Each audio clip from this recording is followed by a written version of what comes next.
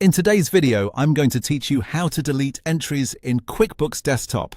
If you need to remove a transaction from your books, QuickBooks Desktop makes the process very straightforward. This can be useful if you entered something by mistake, created a duplicate transaction, or simply need to clean up an incorrect record. The important thing to remember is that deleting a transaction removes it from your company file, so you should always take a quick moment to make sure you're deleting the correct item before confirming.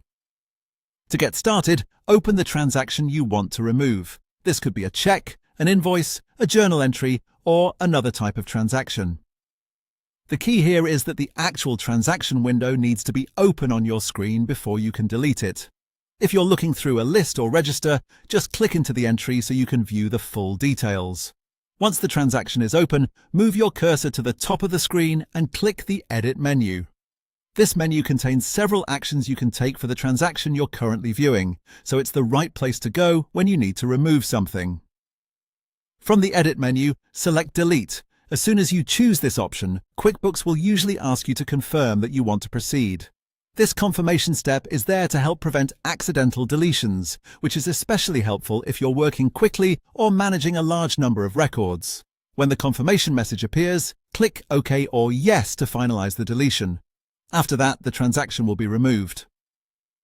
That's really all there is to it, but here's one helpful reminder.